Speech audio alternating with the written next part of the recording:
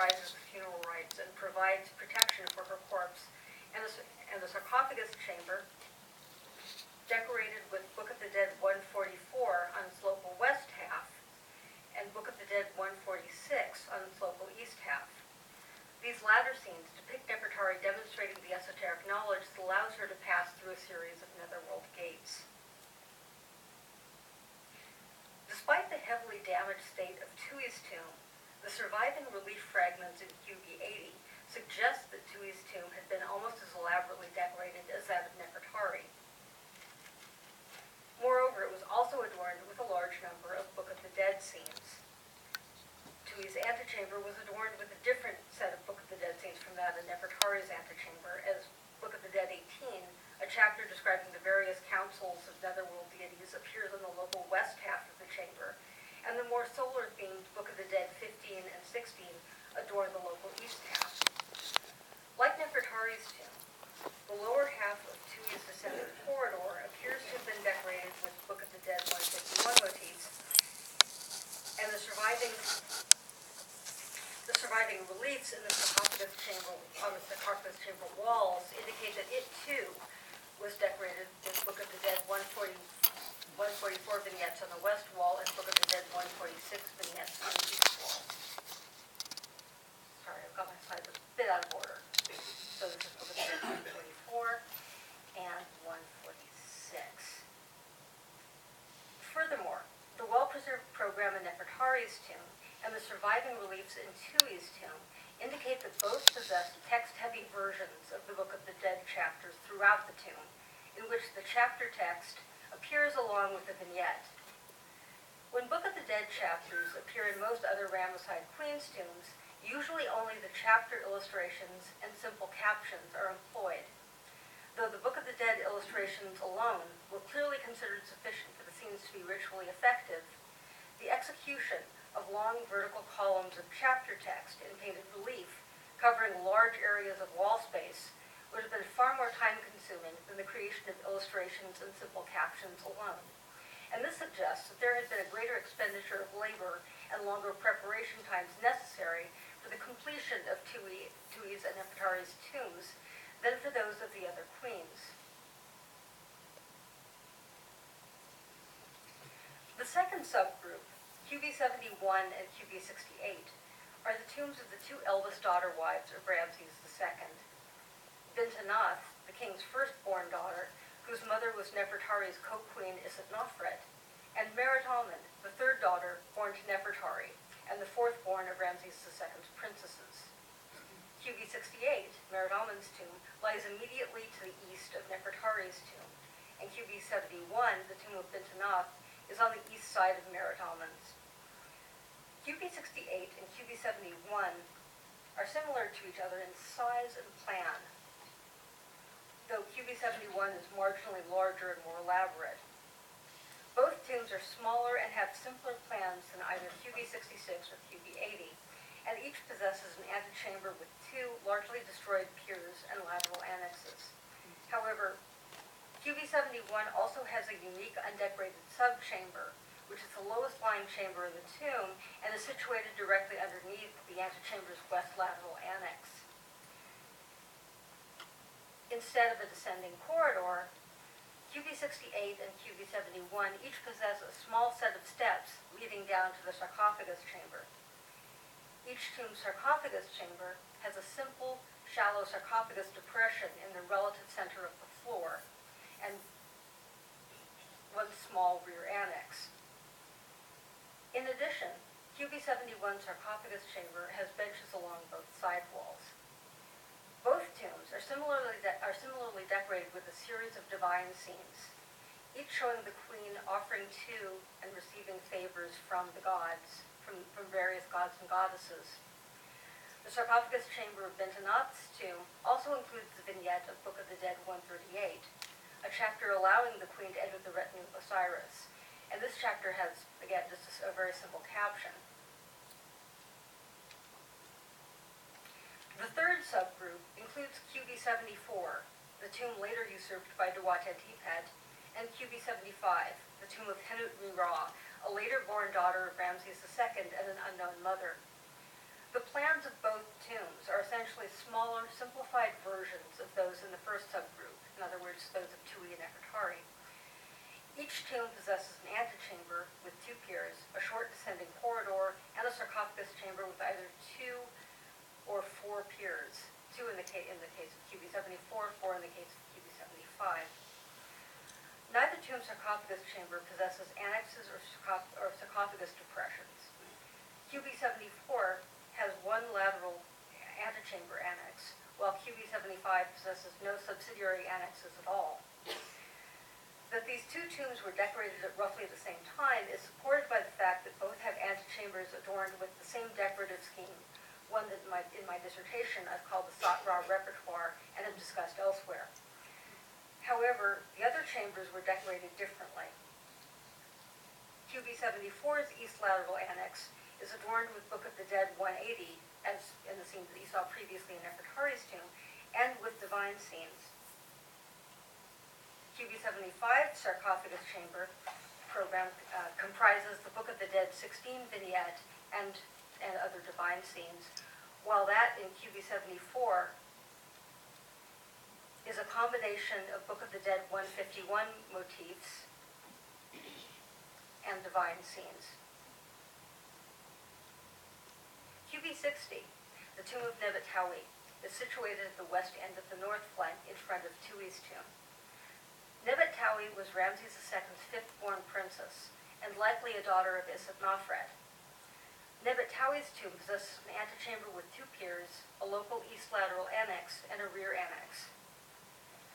Like QB61 and like QB68 and QB71, there is a minor descent comprising a few now very heavily eroded steps leading down to the sarcophagus chamber. As in the tombs of Tui and Nefertari, Nebet-Tawi's sarcophagus chamber has 2 lateral annexes and 1 rear annex. Though the plan of QB60 possesses the basic architectural components found in other Type II North Flank tombs, it also has a unique vaulted ceiling over the front half of the antechamber.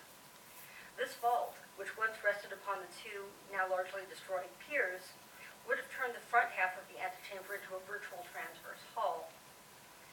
In terms of decoration, Nebet-Tawi's tomb is the only other queen's tomb, besides those of Nefertari and Tui, adorned with text-heavy Book of the Dead chapters. Unlike QB80 and QB66, however, these are limited to Nebet-Tawi's antechamber, which is decorated with Book of the Dead 18, as in Tui's antechamber, and the Book of the Dead 125 Negative Confessions. Unusually, there are also 2 versions of the Book of the Dead Ra Osiris scene in QB60, one in the local East Antechamber Annex and one in the local East Sarcophagus Chamber Annex. The rest of the extant program features divine scenes. QB73, the tomb of Henut-Tawi, the 7th-born princess and the 4th daughter of Nefertari, lies between QB71, the tomb of her half-sister Bentenat, and QB74. QB73 is the smallest tomb on the north flank and has the simplest plan. It comprises a rectangular sarcophagus chamber with 2 piers, a small rear annex, and an east lateral annex. Like most of the earlier Type I tombs on the south flank, there is no antechamber, and QB73's sarcophagus chamber communicates directly with the tomb entrance. Programmatically, however, Henut-Tawi's tomb is similar to the neighboring north flank queen's tombs, though necessarily limited in scope by its size. It is adorned with the Book of the Dead 125 weighing up the heart scene and a series of simply composed divine scenes. A Ramesside royal woman's tomb in the Valley of the Queens was dedicated to its owner in one of 2 ways. Some tombs were prefabricated in advance for a specific royal woman. Some tombs were personalized in advance for a specific royal woman, whose name was fully incorporated into the painted relief of her tomb's decorative program and appeared throughout. The rest were prefabricated tombs that were fully decorated with a program rendered in painted relief for a particular type or rank of royal woman with specific royal affiliation titles.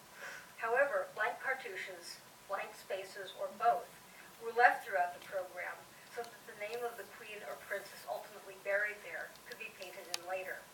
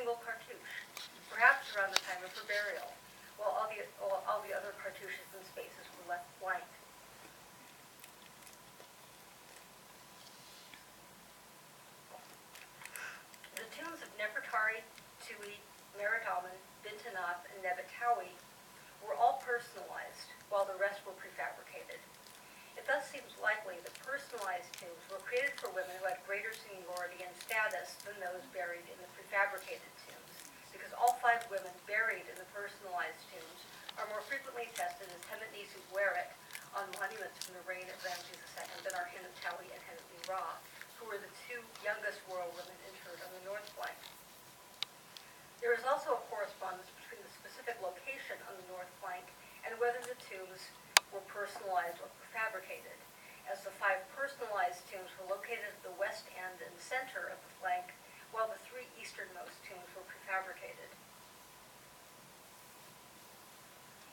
Another difference that sets some north flank queens' tombs apart from each other is the present or absence of royal donation formulae, which state that the tomb is a gift of an unnamed king and lists the titles, epithets, and name of the deceased queen.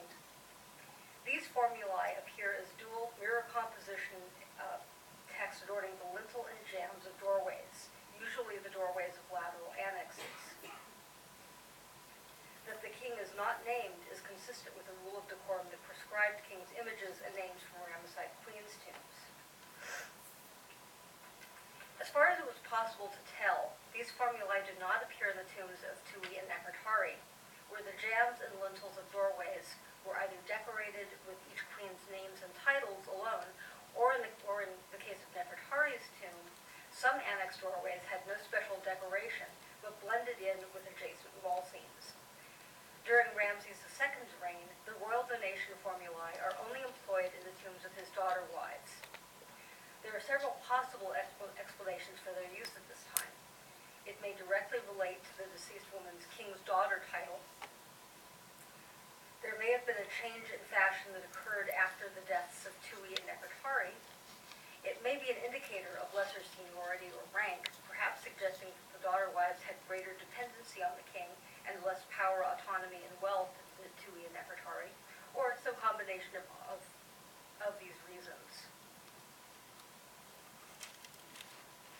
A further distinction made between queens on the north flank is found in the regalia worn by selected royal women in their tomb images, particularly the double-plumed headdress, which may have been an iconographic indicator of higher rank among New Kingdom royal women.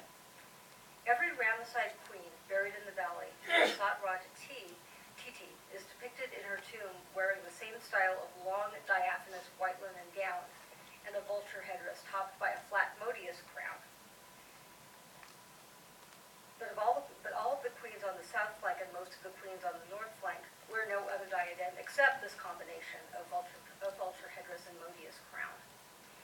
Tui, Nefertari, and Nefertawi are the only queens on the north flank shown wearing double plumes in their tomb scenes. Even more subtle distinctions can be made concerning the frequency with which the queens are shown wearing this particular diadem. Nefertari wears the double-plumed headdress in scenes from every chamber in her tomb, save for the 3 sarcophagus chamber annexes, while Nefertawi is shown wearing the double plumes only in her sarcophagus chamber. One surviving image of Tui as a sphinx in QB80's east lateral antechamber annex is shown wearing the double plumes, but most of the other images of Tui are either too heavily damaged to determine what type of headdress she was wearing, or they are completely destroyed. It seems reasonable to speculate that she might have been shown wearing the double plumes throughout her tomb like Nefertari in QB66, but this conjecture cannot be proven. Another iconographic distinction among the daughter wives of Ramses II is the employment of scenes showing the deceased queen offering a small figure of Ma'at, a goddess who personifies cosmic order, to deities. The scene type occurs only in the tombs of Bintanat and Nefertawi. In Bintanat's tomb, there is one scene depicting the queen offering a small figure of Ma'at to the divine dyad of Ta and Ma'at. In Nefertawi's antechamber, there are 2 extant though damaged Ma'at offering scenes. One on the antechamber's entry wall. One scene depicts the queen offering Ma'at to the deities depicted in the Book of the Dead 18 vignette.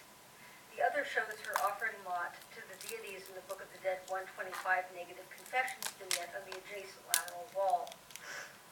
The employment of this scene type is noteworthy because it's one of the few representations of an ancient Egyptian royal woman offering Ma'at. The The others are the Amarna Queen Nefertiti, and the third intermediate period and late period gods' wives of Amun. Prior to the Ramesside period, the only non-pharaoh shown performing this act was Nefertiti, and this was an exceptional device specific to the unique kingship ideology of the Amarna period, conveying her parity with Akhenaten. Unlike Nefertiti and the gods' wives of Amun, however, Ramesside royal women are only depicted offering Amon in their own tombs. They never elsewhere encroach upon this otherwise kingly prerogative. However, the fact that they are given license to perform an essentially kingly act in the context of their own netherworld landscapes further supports the notion that royal women were accorded special status in the funerary realm that was perhaps allowable only because the king is never shown in the tomb. It also sets Bintanat and Nefertari apart from their sisters and half-sisters. So in conclusion, an examination of the 8 tombs of Ramses II's royal women in light of differences in size, plan, programmatic complexity, and the use of royal iconography indicates a hierarchical ranking strongly, though not absolutely, correlated to relative seniority. Size, complexity, and whether or not a tomb was personalized seem to be the most consistent indicators of relatively high status, while the use of royal donation formulae is perhaps the most ambiguous criterion concerning rank, though it likely indicates a generational distinction. Taken together, however, these differences corroborate the impression of the relative hierarchical standing of these different royal women that is gleaned from evidence outside the funerary realm. This evidence suggests that the hierarchical preeminence of Nefertari and Tui over all the other daughter wives, while Meritamen, Bintanat, and Nefertari form a second hierarchical tier. Within this second tier, however, Nefertari's tomb stands out as the largest, most complex, and most elaborately decorated, while Meritamen's is the least. Nefertari is also shown in her tomb with more iconographic indicators of higher status, though she was younger than the very prominent Bintanat and Meritamen, and is not as well represented in the surviving monumental record of Ramses II's reign, as are her 2 older sisters, though surviving may be the key word here. Henutawi and Henut-Nira, the 2 youngest daughter wives buried on the north flank, seem to form the third and lowest hierarchical tier. Of these, Henutawi's tomb is the smallest and least elaborately decorated. Thank you for your attention.